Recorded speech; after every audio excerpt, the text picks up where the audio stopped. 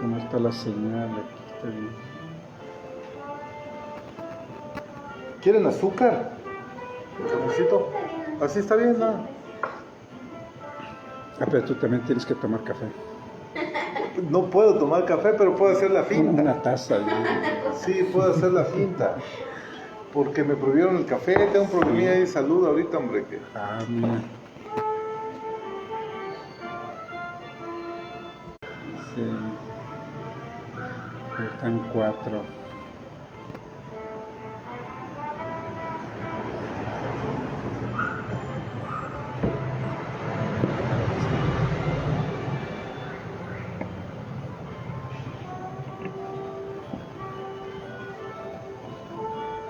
Que puse así la cortina para que ya no la gente vaya. Para que no lleguen. Sí. Sí, sí. Bueno, vamos a empezar desde acá.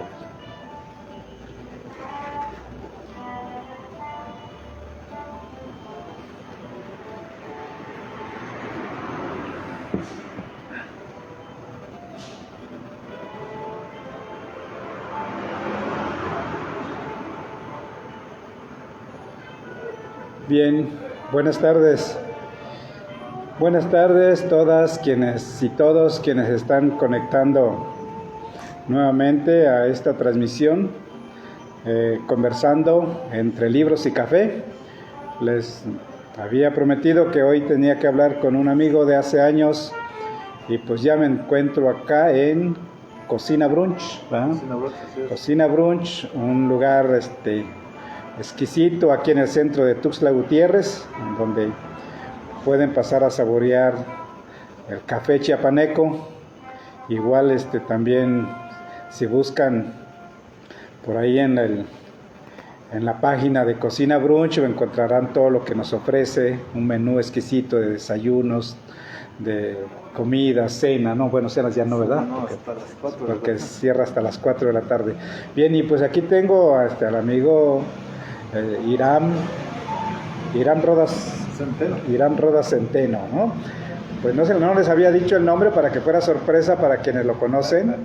Ahí está el amigo Irán. Un placer saludarlos desde aquí. Muchísimas gracias por haber aceptado esta plática. No, al contrario, Sedín, bienvenido y pues sí, estamos abiertos al diálogo, ¿verdad? Para revisar y analizar todos los temas de interés que nos plantees esta tarde, sí. Bien, pues aquí saboreando el café de Cocina Brunch. Estamos saboreando el café de Cocina Brunch, nuestro anfitrión también, obviamente tomando el café y pues vamos a platicar con él sobre pues, el tema de la educación que compartimos finalmente, no sé, experiencias, conocimientos en el campo educativo, ¿no?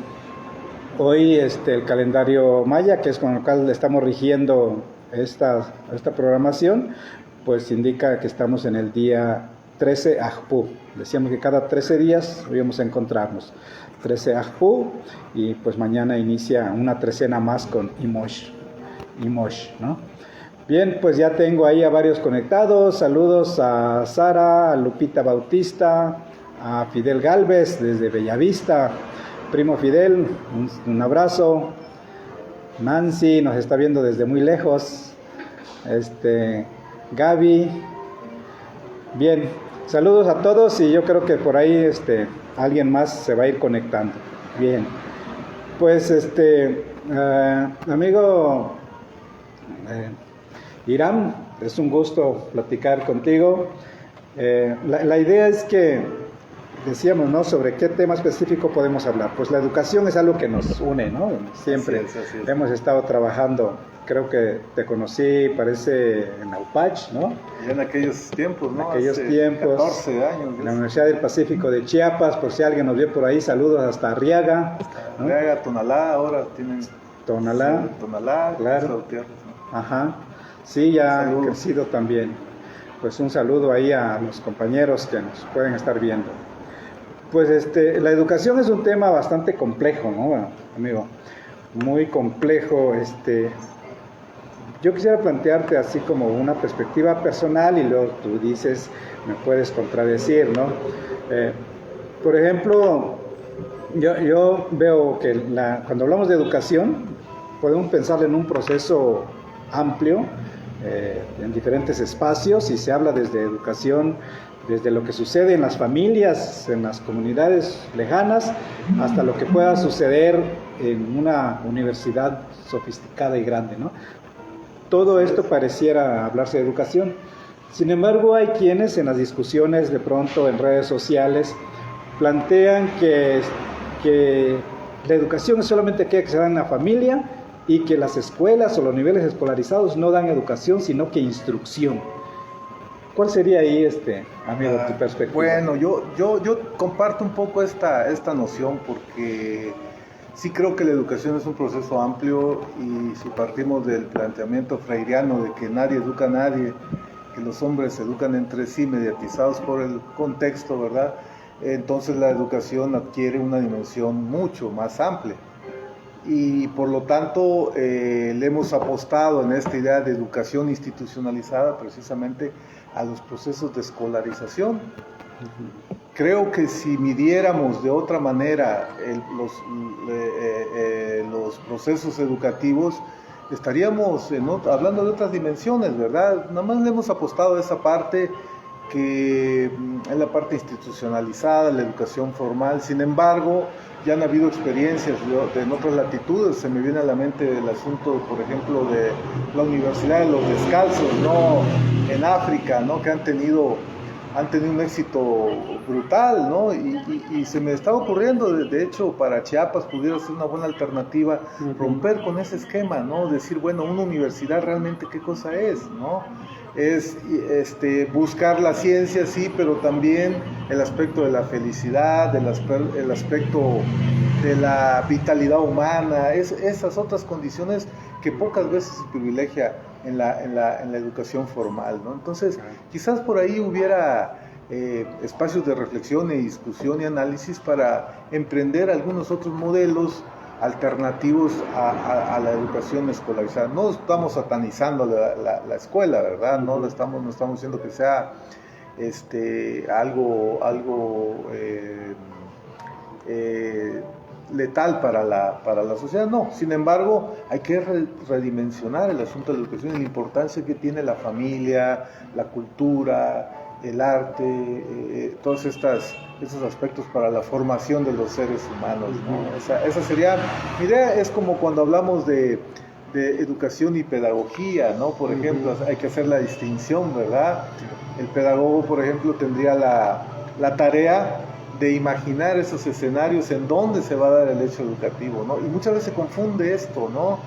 La didáctica por un lado, la pedagogía por otro, en fin, estas cuestiones. Sin embargo, en esta visión más humanística de lo educativo, y partiendo de lo que comentaba al principio de Freire, ¿no? que es ustedes saben, un pedagogo extraordinario, ¿verdad? Que todavía está vigente, y creo que aún más, ¿no? Con la idea de que los hombres nos podemos educar entre sí. Nadie él ignora todo, y tampoco hay alguien que lo sepa todo. Entonces todos podemos aportar algo a la formación de los sujetos, ¿no?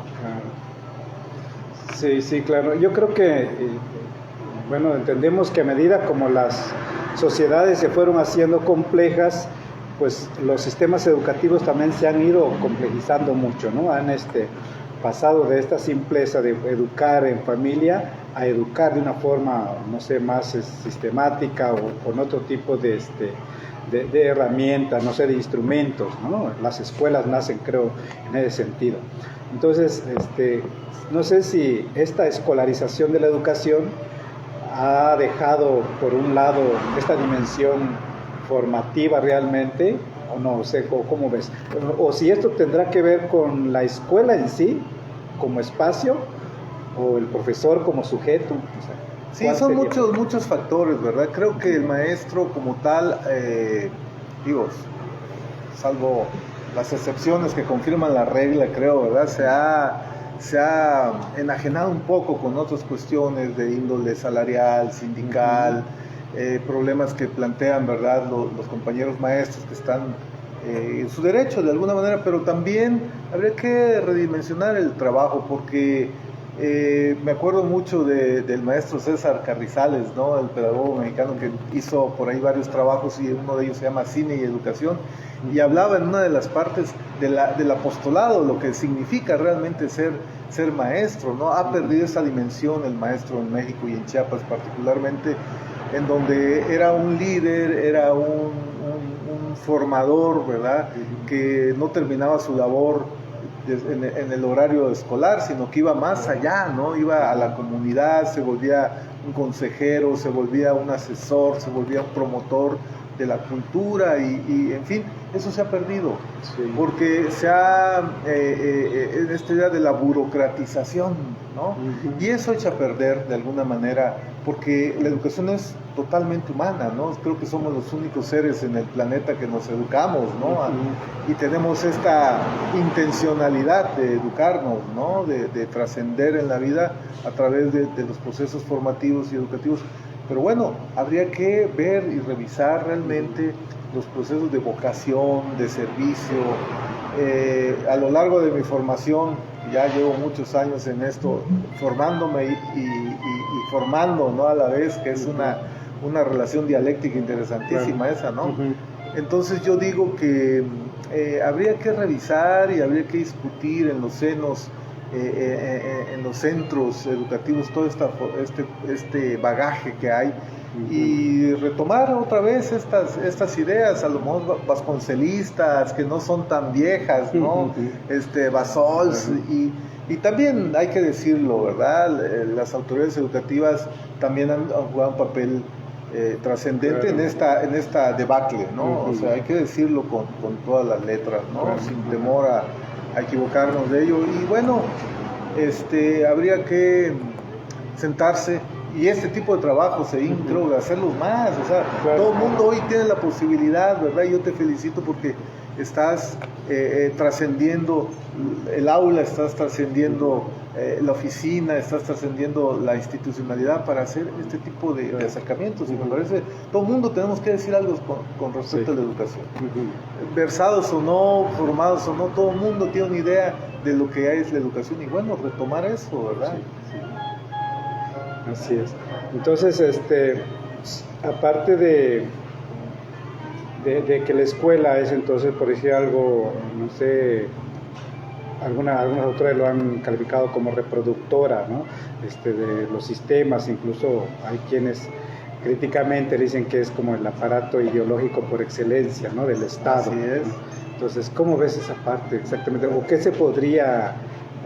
podría cambiarse? Obviamente ya nos dijiste varios tips por ahí, sobre por dónde podríamos ir retomando esta esencia humana y humanizante de la educación, pero ¿qué otras cosas pudiéramos hacer? Ahorita me vino aquí el espíritu de Bourdieu, ¿no? Y esta cuestión de la teoría de la reproducción, y efectivamente, ¿no? El acceso a la escuela ha sido también un problema bastante serio, ¿no? Es decir, quiénes accesan, en qué condiciones, cómo, por qué. Revisando la historia de vida de cada sujeto, vamos a encontrar una diversidad de elementos y factores que propician o no el ingreso exitoso a la escuela, ¿no? Y el egreso exitoso de la escuela, ¿no? Que finalmente la escuela nada más ve como la culminación de una serie de patrones curriculares, ¿no? Y hasta ahí. Sin embargo, es algo más, ¿no? Pero también hay que decir que a pesar de ello, y ahí entrarían otros autores, ¿no? Giraud, ¿no? La perspectiva crítica, exactamente. Y pensar, bueno, a pesar de todas estas condiciones, a pesar de todo ello, hay gente que sobresale en eso, ¿no? Claro. Es decir, la teoría de la resistencia, ¿no? A pesar de que, bueno, hay procesos reproductivos, la escuela reproduce la sociedad, es decir, la escuela es un reflejo, y decías, como aparato ideológico, desde luego. Sí. Alguien, para parafrasear a la maestra Julieta Valentina García Méndez, ¿no? Que un abrazo hasta donde se encuentre, una maestra extraordinaria, nos decía, alguien preguntaba si la educación era ideología, y ella decía acertadamente, la educación es la forma de ser de la ideología, ¿no? Entonces tiene una fuerza brutal. Y también recordaba el documental de la educación prohibida, ¿no? Que vemos ahí los pedagogos latinoamericanos replanteando y hablando sobre el papel de la escuela como elemento reproductor, represor, desde sus orígenes, ¿no? Hablaban de una cultura prusiana militar, ¿no? Habían surgido los cuarteles y esta idea de la escuela. Bueno, abrir eso un poco más, ¿no? Quiero comentar, ¿verdad? Yo tengo un hijo en edad escolar y lo voy a decir abiertamente, a ver si no me meto en problemas, pero hemos decidido que él tenga una educación en casa, ¿no? El modelo homeschooling, ¿no? Lo estamos formando así, el niño va muy bien. Ajá. Ya después lo certificaremos en el INEA o en el CONAF, a ver dónde nos otorgan el documento, pero estamos haciendo ese ejercicio, ¿no? Sí, estamos haciendo ese ejercicio y creo que debería ser una práctica liberadora, ¿no? De Freire, ¿no? Aparece otra vez. Sí. Es decir, la educación libertaria, ¿no? No la educación que somete, que encasilla, que castra de alguna manera las mentes brillantes, ¿no? Porque, bueno, la escuela no permite ciertos modelos, ¿no? Yo he tenido varias experiencias que nos decían, bueno, es que usted no puede, en esta escuela no puede hacer exámenes orales, entonces decía, y me preguntaba, bueno, ¿cómo sí queremos que al final del ciclo hagan una presentación y una defensa de una tesis, ¿no? Cuando no les permitimos practicar durante todo su periodo, o sea, esas contradicciones, ¿no? Sí. Pero es la racionalidad de la irracionalidad escolar, ¿no? Claro. Claro, sí, es cierto.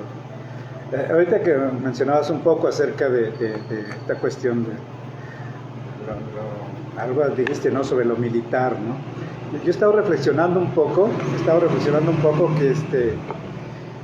que muchos de los conceptos que usamos en pedagogía no han sido construidos desde la pedagogía y mucha influencia tiene la disciplina militar. De ahí que hablemos de estrategias de enseñanza, objetivos de enseñanza. Alguien habla de táctica de enseñanza. Incluso la palabra creo más desatinada es hablar de intervención educativa. Porque intervención es un concepto militar, ¿no? Entonces estoy así como reflexionando estas palabras, ¿las podemos cambiar? ¿Podemos hablar mejor? Sabemos que este tipo de conceptos, si viene de una disciplina, en este caso militar, que su naturaleza es básicamente destructiva, no podemos usarla en un campo donde su naturaleza más que destructiva es constructiva y formativa. Claro, la creación, ¿no? De los sujetos, claro. Sí. Sí. Creativo, sí, no, estoy totalmente de acuerdo y vienen a mi mente algunas experiencias en ese sentido, ¿no? Donde el primer día de clases, ¿no? Es leer cuáles van a ser las reglas, las normas, y presentarles el plan, ¿no? El plan escolar y si saben que esto va a ser.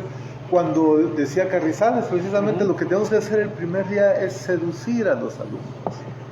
Encantarlos, traerlos con nosotros, ¿verdad? Hacer que ellos vivan y despierten esta emoción del aprendizaje. Creo que Freud también decía que el proceso educativo debe ser un proceso de enamoramiento. Enamoramiento, por supuesto. Yo, cuando alguien me preguntaba a mí alguna vez qué era la pedagogía, le decía, es que esto tiene que ver más con el arte, con el amor a hacer las cosas, ¿no? Ya hay los demás, los expertos en didáctica que se encarguen de otras cosas, pero el pedagogo como tal, y fíjate, quería, no sé, comentar en algún momento un secretario de educación, cuando había un conflicto por el otorgamiento de plazas para pedagogos como maestros, decía, es que la pedagogía no tiene futuro.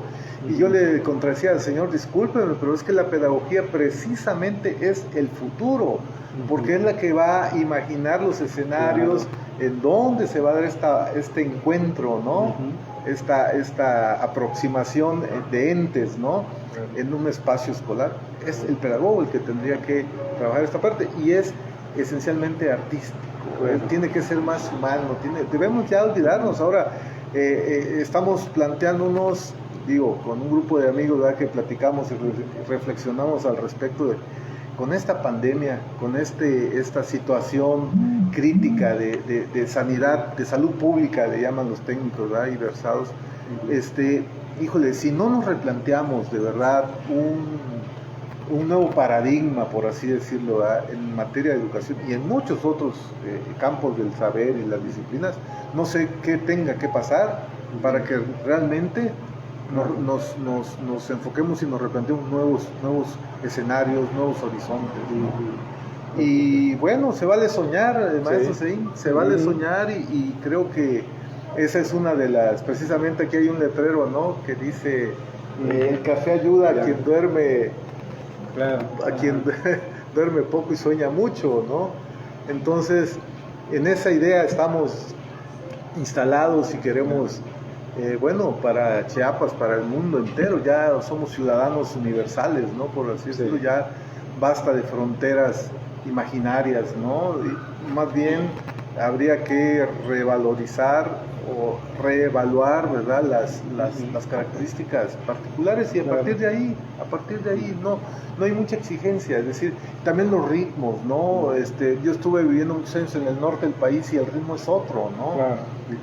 ¿Pero por qué? Porque es donde yo estuve, una ciudad industrial, una ciudad, y vengo a Chiapas de regreso y veo la dinámica, ¿no? Idílica, poética, en fin, otras cosas, ¿no? Entonces, esos son los ritmos vitales, ¿no? Que deberíamos reconsiderar para los actos de educación, ¿no? Bueno, pues te agradezco, amigo Irán, este encuentro, te agradezco bastante y pues agradezco a quienes nos hayan estado siguiendo en estos breves minutos. Pues, si quieres decir algo para despedirnos, igual. Pues felicitarte, maestro, porque esta labor que tú estás haciendo ahora utilizando la tecnología, ¿verdad? Que todos tenemos esa posibilidad. Felicitarte doblemente porque, bueno, yo sé tu compromiso educativo, tu compromiso con los pueblos originarios, y esto que vaya llegando pues a las redes, a la gente, que vayamos reflexionando entre todos. Todavía hay esperanza, todavía quedan espacios, ¿verdad?, de reflexión y en completa libertad. Todavía tenemos en nuestro país esa posibilidad. Hay países totalitarios, ¿verdad?, que sabemos que eso no es posible. Aquí podemos decir lo que queramos, pero felicitarte de nueva cuenta y agradecerte que me hayas considerado para participar en este programa, en este proyecto tuyo, que lo apoyamos, aunque sea moralmente, ahí vamos a estar pendientes. Bien, gracias. Pues gracias a todos. Este fue nuestro segundo encuentro de Conversando entre Libros y Café, y yo voy a entregarle la taza del recuerdo al amigo Irán. Ahora es Imosh, porque mañana inicia la trecena de Imosh, ¿no? Entonces, ese es el símbolo de esto, ¿no? Muchísimas gracias, amigo Seín. La vamos a usar con mucha frecuencia, ya que estamos aquí en un espacio donde se promueve el café chiapaneco, ¿verdad? Sabor exquisito del café Chiapas, es increíble. No hay otro café como este. Sí, no hay. Un saludo a todos. Bueno, éxito. Gracias a todos.